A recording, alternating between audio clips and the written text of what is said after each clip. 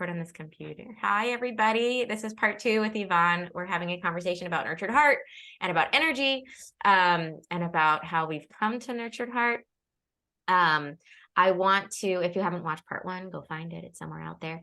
I wanted to say what came up for me when you were talking about how Nurtured Heart is all about energy, energy, energy, and how our energy is everywhere and how you can just like feel it, and how that's really what this all boils down to, is what energy we're bringing to relationship, like how we actually feel about the relationship. Like how I feel about being with you is what you're going to take away from our conversation. If I want to be here, you will walk away feeling good. And if I don't want to be here, ultimately you will know that, even if I say everything right, you know? Something that we show in our workshops is the still face experiment. It's a scientific experiment or psychological experiment that's out there. It's not Nurtured Heart owned or anything like that. But we show it because it's so clear how even just the baby in the still face experiment is experiencing the energy shift in the mom when the mom stops reacting and just is sitting there with a straight face and is giving the baby her attention, because she's not focusing on anything else. She's looking at the baby, but she's not engaging in any way. She's just kind of blank. So I did this live with a volunteer in a mom group. And I actually, afterwards, it was such an awful feeling, because it was so awful to ignore someone. It just felt so awful. And it was very powerful, but I think like too powerful. The next time I did it, I gave everyone a whole lot more warning of what was going to happen. But it was so, so, so real. The experience, both for me, because I was the one ignoring, and for her being the one, she was just talking to me for 2 minutes straight. And she was talking about, I think, like a birthday party or something that she had. And I was going to do this experiment. She knew about it. She had watched the video, but she didn't know exactly what I was going to do. And about 30 seconds in, I just stopped reacting to anything she was saying. I was just completely blank. I looked down for a while. I looked to the side for a while. Just was not at all engaged. And it just was the experience was so, so real and powerful. And it's just amazing how we really do operate on an energetic level, even as adults. Sometimes we're not listening so much to how we feel, but that awkward feeling of like walking away from a conversation and just like that yuckiness of like, I don't really know. Did I say too much? I don't know. I don't really know if it was received. I don't really know if what I said, like, is something weird. Like, we're not necessarily aware of what we're tuning into, but we are dialed in on a certain level. Like there's this, and then there's this feeling of like, oh my gosh, I love her. You know, like that was so great. I just want to talk to her more. Or, you know, just we get this, we are dialed into energy. And ultimately that sense of like satiation, like relational satiation of like, like connectedness is all about the energy. It's not at all about what we're saying. It's really about, like you said, our facial expression, our eye contact, our like firsthand experience. We talk about like the actual experience of being connected with another human that comes across, that is the relationship piece. So yeah, it's super powerful. And it's also, I think, empowering because, like you said before, it's hard to know necessarily what to say sometimes. We're not so good at the recognitions. We don't know what quality of greatness it's showing. I don't know exactly what to say. I don't know exactly how to phrase it. But if I am authentically excited about you, and I authentically think you're awesome, or feel so happy to be in your presence, or delight in you, or just feel a sense of pride to be in your life. Like I just feel this, you know, that love and excitement is there, and happiness and joy is there. I don't have to say anything.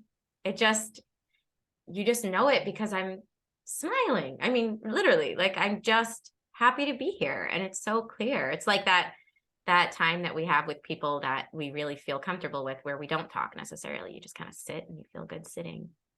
I was just going to say that, Mussi. It reminds me of, because not all the time is it going to be happy feelings, right? There could be a time where you're sharing something that's really sorrowful for you, and just having somebody listen to you, leaning in and giving you that face like, get it, or I'm here for you. So much more important than pretending like, oh yeah, everything's great. So yeah, the energy is really it's a connectedness that I'm listening and digesting everything that you're telling me. And I think coming from that place also is a kind of like an insurance that, or at least maybe not an insurance, but at least setting ourselves up for success to ensure that our recognitions will land better with the other person. Because when we're coming from that place of attunement first and connection first, we give ourselves the opportunity to check in with what they're actually experiencing. And then our recognitions aren't like invalidating or patronizing, or like your son said, like, are you being sarcastic? Like just so like not aligned with anything. Like, where's that even coming from? Because I could be really excited. I mean, I've shared this story in other recordings. I've shared this story in other places, but like, you know, I told my son once, like, wow, you put on your shoes. You're so responsible. You're so ready to go to school. And he didn't want to put on his shoes, and he was putting on his shoes because he felt like he had to. And he reacted so strong. That was a huge reset moment for me of like, whoa, that recognition did not land right. Like that was, and in retrospect, you know, looking back, I was like, that was so patronizing. It was almost like I was laughing in his face, like, haha, I got you to do what I wanted to do. Like, see, you put on your shoes just like I wanted, you know? And it was like so minimizing of his experience. Like, no, I am not the greatness of organization and getting up and going to school. I don't want to go to school. I don't want to get up. I don't want to do this. Like, no. So really what was going on for him, and I did recognize him later, was you can do hard things. Like mommy basically forced you to go to school when you didn't want to. That's really hard. That's hard for anyone to have to go somewhere where they don't want to. And the fact that you were able to somehow do it shows that you're really strong on the inside and you're really resilient. And it took a lot of respect, I'm sure, to be able to do that, even though you really didn't want to. So coming from that place of not, what can I recognize? You know, what can I say? Oh, you're amazing. And it's almost like noisy and annoying. Like, be quiet. Stop saying good words. Like, I don't want to hear words. That first step of attuning and being like, hey, Yvonne, what's going on with you? You know, like, where are you right now? And then from just that open, accepting space of really seeing you, naturally, there's going to be something to appreciate. People are beautiful. People And are good. I was just going to say, and what you just said about reflecting, you did that. You did. The reason why it was successful was because you took that time to reflect, self-reflection, and say, why did that not work? And then you changed it to meet him where he was and what he needed. Right. And so you said it before, and I totally agree with you that it's more on us than anybody else. It's being really present as to what am I doing, where am I going, and how is that other person reacting to me. Right? Like I'm taking in that person and whatever they're giving me, and I'm giving like a response, an actual response, not what I think they need to hear, not where I want them to go, but an actual sincere, but that authentic piece is so vital. Yeah, because we're talking about humans. We're talking about people. Like, we're talking to people who are complex and have layers and layers and layers. And it's not going to just be a like, say this and that's going to work. Like, it's not about that. So there's going to be that heart that needs to be there, that nurtured heart approach, that connectedness, that intuition, that leaning in, that trusting our hearts to know, you know, what's really going on. I had a thought and it flew away. So I had a thought on that I wanted to mention, and that's just because it's more recent than not. But I found that my work, it all kind of connects together. So there's the nurtured heart piece, there's the trauma-informed care, but then it's this yoga piece that brings everything together. And I feel like, and I contemplate a lot, like, why is it? What does yoga bring to the table that makes everything connect? And because a lot of people sometimes think yoga is just exercise, and it really isn't. There's this piece where, you know, you're making sounds that allow your body to just kind of relax. Then there's the movement that allows your stretching of muscles and your organs, and, you know, being present of your physical. And then there's the meditative part that takes your mind into everything. And so I just, like, I can't say enough about it, because I see like it all matches together. You do the yoga, it really allows you to reset, get yourself really aware, have any trauma informed, anything in trauma, it's going to work on fixing it. Right. And so it's like, ah, Well, tell me more about that. Like, tell me, like, what does that look like? What does yoga practice look like with all of these pieces? Well, that's basically what I was just saying, is taking the time to get into the practice is not rushing and doing exercise. It's becoming very mindful, right, of where I am and they usually set an intention. So what am I going to do for myself? I'm going to be calm, or I'm going to work on productivity, whatever it is. And then when we do Om, but you can do any of the, things. But when I was younger, I used to think, oh, I can't do Om because I'm not Hindu, and it has nothing to do with being Hindu. Even if you do an Amen, it's like anything. It's interesting how all these various religions have similar sounds. And the sounds are just a peacefulness that comes within the body as the vocal cords are pronouncing them. Huh. Love it. Yeah, like, I've never even thought of that. Wow. Okay. so then you have your centering of where you want to go and what your intention, and then you slowly get into warming up the body, because you never want to get into anything by just rushing, because it's your body, it's like your temple, and you want to take care of it. So then you do a various stretches, whatever your instructor helps you get through, and then you get into the asanas, the poses, and each pose has a reason why you're doing it, and they'll explain it. Like each pose has a certain thing for the body. And so by the end of various poses within an hour, you've gone through and you've stimulated your entire body. I don't know what exercise does that for you. I mean, I know swimming is pretty good, but without getting in the water and just being, and what I like about it, and similar to what I had mentioned to you before, Mussi, is I like Nurtured Heart because it's available for everyone, or it should be available for everyone, that anybody can access it, right? I like yoga for that same reason. It doesn't require a lot of money to do it. In North America, we say get a mat, but really you don't even need a mat. You just need a flat surface and something that you're not going to slip on. And so I believe that anything that we can do for people, any walk of life, to allow yourself to get centered and be the best person you can be, that's the way to go. Yeah, that's beautiful. And it's so the prerequisite, because I remember my thought, look at that. Because yeah, I can't tune into someone else when I'm all over the place here. I can't know what's going on with you if I don't know what's going on with me.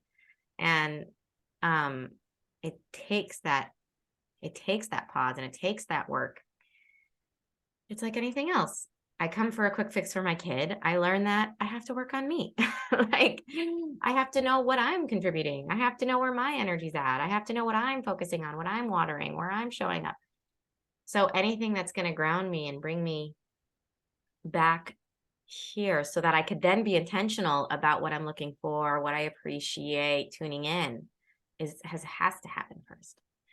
So when I first started, I have been doing yoga for like over 20 years. When I first started trying to get back into it, my mind was racing, because I was working with so many people with so many different, traumas, that it was hard for me to, like, because it's secondary trauma, I'm taking it all in, and how do I even deal with this?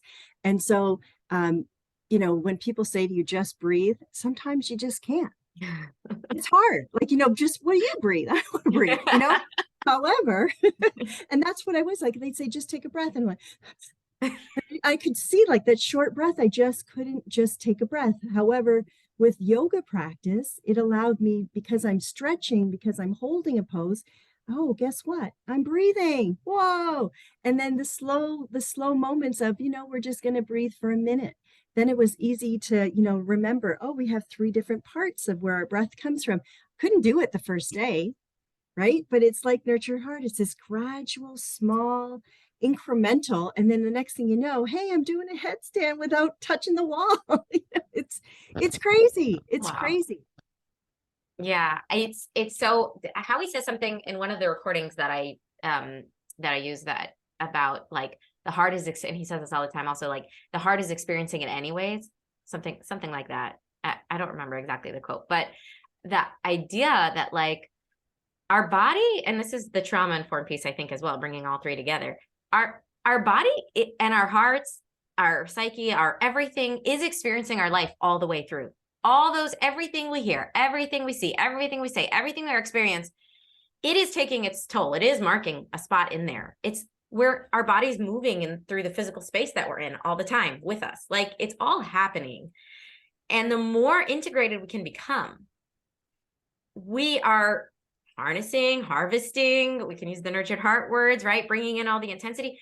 We are becoming more, we are creating more access to ourselves and more flow within ourselves, and opening more opportunities for us to be more whole and more integrated, more at peace. It's like I'm dragging all this. If I'm not pausing to integrate, if I'm not pausing to become attuned, it's not that the stuff isn't there because I don't feel it. I'm dragging my arms, I'm dragging my shoulders, I'm dragging my back, all the pieces that are all tight and wound up because they're not getting that opportunity to release and relax. They're there with me, and it's just weighing me down. It's all there. So that integration is freeing, and it's empowering, and it's giving me, it's that embrace instead of bracing against, where it's like, I can own all of this, and I can step forward. I guess I'm not being so clear, but I'm experiencing it as I'm saying it. It's that experience of expansion and wholesome integration that's so grounding and open, and again, allows for me to be fully here so that I can fully see you, receive you, and connect with you from a place of you, not just from a place of me. Mhm. I mean, I just think about the simplest example of, like, when somebody's stressed out and you say to them, what are you feeling right now? And it's, I don't know, I'm just so upset, I'm angry, and whatever. How do you feel physically? And then they'll start saying, well, my heart's beating really fast, or I'm feeling a lot of stress in my neck. And it is so clear that they're connected. The way you feel translates to your body, and then somehow it will either crunch up, or it will tell you, I'm not happy with what's happening. So I love using that that description, because when you say it, people can get it.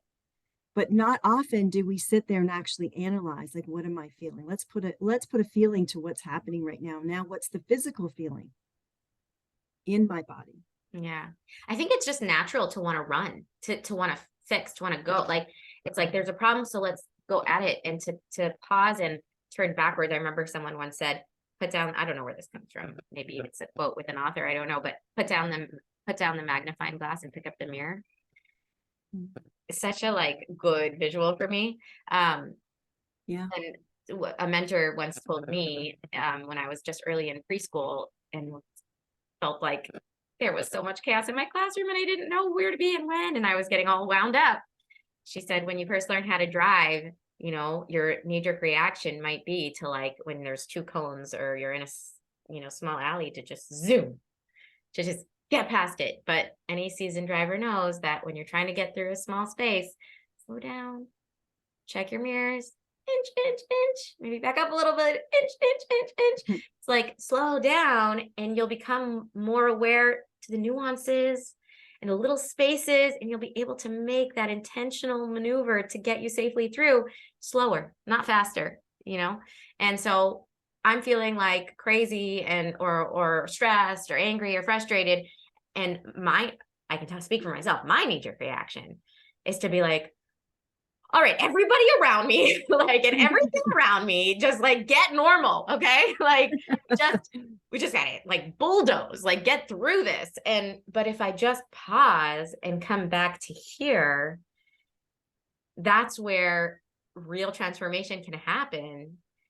I can unpack, and I can get grounded, and I can experience the physical sensations and come to what's physiologically under that physical sensation, start moving some of that energy around and working with it towards who I actually want to be. And everything's calmer and everything's clearer, and choices become more obvious. And I'm at peace, and I can make those decisions with intention and with integrity to my values. And it's so powerful, but it's not my go-to. First, I want to go fight. I don't think it's that pause. I feel like that pause is a gift. When I have that pause, it's a gift. And it's definitely changes with time and like becomes more It's definitely a lot more natural to me now to pause than it used to be. I do see that dial changing, my default setting, but definitely in the beginning of Nurtured Heart, I was able to look at the end of the day, back to my day, and be like, oh, I could have paused there, and I could have paused there, and Hmm. I could have paused there. And that was good. That was progress for me to Yep. recycle it afterwards. But those first times where I was able to reset in the moment and be like, oh, wait, I want to go change everyone around me. This is a good moment for me to pause. They were magical. They felt like gifts. Like I was getting a gift to know to pause that I couldn't do for myself. And I do feel like that. And I feel like I'm religious. I pray every day, but it's part of what I'm praying for is that gift of presence, of awareness, of remembering to pause, because I do feel like that's a lot out of my control a lot of times. And the gift of knowing to pause. Once I pause, I have a lot of answers. But just that So it's interesting that you brought up prayer, because I think the way I look at it, that in itself is a pause. And that's a very meditative act. And unfortunately, not all of our society takes the time to do whatever kind of prayer, right? And so if you think about it, I mean, I've been thinking about it a lot, because if you think about like organized religion from way back, you know, everybody has a sequence. They have a sequence of quiet time.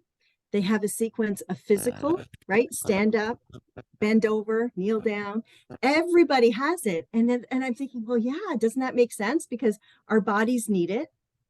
We calm ourselves down because we're praying, we're meditating. It's just like it all makes sense. And then of course there was the diet, you know, you shouldn't do this on this day or whatever, but everybody has a diet too, so that you're feeding yourself nutritiously. But then, you know, fast forward, not everybody, you know, is adhering to all that now. So then we look for another way of trying to get back. Does Yeah, that make it's the sense? intention. It's living with intention that we keep, I think, as a human race, maybe coming back to in one form or another, that it's you can't just default your way through it. You could, but to get the meaning and to get the satisfaction and to get the relationships we want and even the success we want, there has to be that pause, that big pause, and then those little pauses to real. It's just work. Life was not meant to just like ride our way through, you know? I think it's also a little bit of adulting that has to happen, because as kids, we are just riding our way through. We don't have to think that much. Yeah. It's just all about being taken care of. And there's this level of growing up of like, oh, I got to actually think about what I want, who I am. So what I, you had mentioned to me this before when you said, well, how is it, how did you get into it? Like what were the steps that got you to the next level? And when you were speaking earlier, it reminded me of the sense of when things would happen and they didn't happen the way I wanted to, and reflecting on it, like you said, at the end of the day, well, what happened? Why did I lose it? And then reflecting and thinking, well, you know what? You only lost it twice as compared to last, you know, yesterday was 5 times. So you're getting better. And so if you're doing, you're working at it, know that, you know, that's a success. Even if it's, you know, it's not a perfect day, but it's where you're headed. That's where you want to go. So don't feel bad about it. Instead, celebrate and say, you know, look at me. I was able to, you know, take it back and pause twice today, even if I didn't, you know, lost it 3 times. And then slowly you get better and better. And it's just a really nice to watch that progression. I love so much. And it's a piece that like I try to get across as often as possible, but maybe you have to experience it also. That nurtured heart doesn't have a bar of success. There isn't you have to get to this point, because no matter where you're at, you cycle in those 3 stands. You refuse to energize the negativity of it, and you just dial in whatever the incremental success, the baby step, the fact that right now you're using the 3 stands, the fact that right now you're resetting, and you just keep focusing on there's no, you know, there's no perfection not required. This is all part of the process. I'm learning from this. There's greatness here. And it's just the cycle that goes on and on and on. You can never fail. You can never fail at Nurtured Heart. But I will say this, Mussi, without self-reflection, you can, I don't want to say stagnate, but there is, like, if you want to grow, there has to be some self-reflection to say, okay, this is what happened, this is where I'd like to be. So you know where you're, I guess, placing your energies as you go forward. Does that make sense when I'm, you Yeah, know? yeah, for sure. And I can even like plug that into the 3 stands and say that that's part of clarity, right? Setting myself up for success, figuring out what I need to do differently or better. And also it's all of it.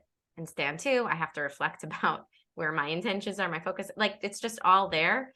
And I think that, and this was the thought that had floated out of my head, I'll pull it in here. Again, is that for me, true stand 1, and it keeps getting deeper and deeper for me, like that onion that keeps peeling. That really stand 1,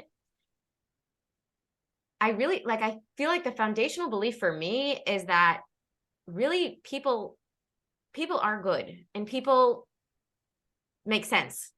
And that if I am perceiving a situation as negative, then the reason why I need to pause with stand 1 is because there's something I'm not seeing or understanding yet.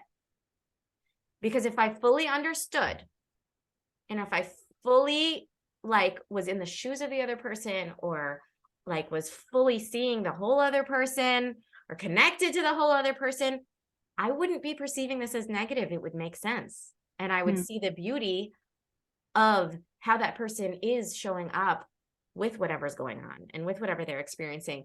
And so it's like the reset for me and stand 1 for myself is the fact that I see negativity at all. That's why I have to pause, because I don't believe that the negativity is true. I believe that I'm believing a lie. And so I need to pause long enough to look hard enough to find the truth, because I believe that the negative is not truth. Yeah, I repeated myself, but yes, it's very powerful, because I do I suggest this to parents sometimes, pull out your babies, your picture, your kids' baby pictures. Remember those moments when you first met them. Remember the love you felt. And this is true of even someone who's adopting an older child. When you first took them, what were your feelings, right? Why did you do it?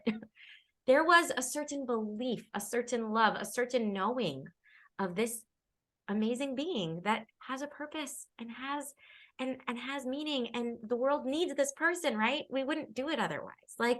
This new human, it's just so exciting. And so I had a baby 15 months ago. So for me, this was such an experience, this new nurtured heart baby, because I have 4 kids, but this was my nurtured heart baby.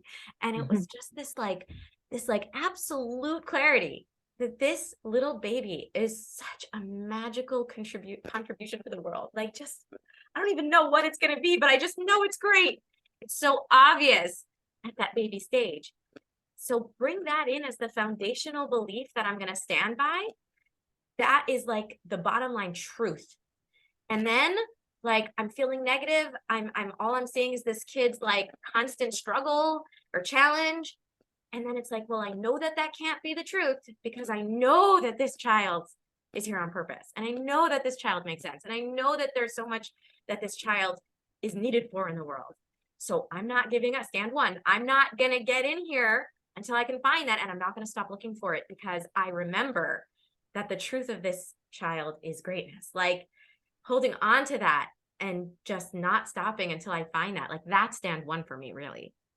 So this reminds me of bringing back trauma-informed care. And when we're talking to people and we're trying to get them to think, well, what's beneath the behavior, right? And there's various things you can go and do, checks. Is it biological? Is it developmental? On and on.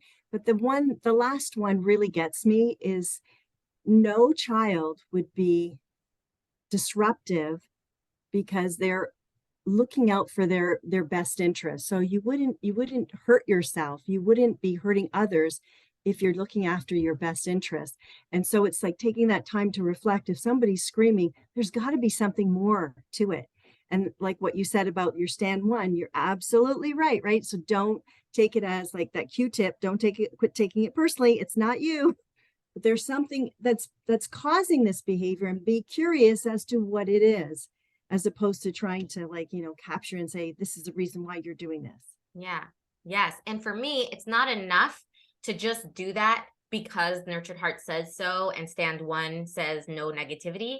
I need that essence. And I think that that's the brilliance of also how the workshop's set up, that we start with, is intensity the enemy, talking about greatness, and that intensity is life force and all that, and inner wealth, because I need that belief that is motivating or enabling me to be able to stand with my stand 1 that like I feel is so big right now. I feel, I feel like everything's bad right now. And this is really hard. And I can't imagine how there's any greatness in this, or this makes any sense at all. Right. Like, I'm so sure the child is at fault right now. Like, I'm so sure of it.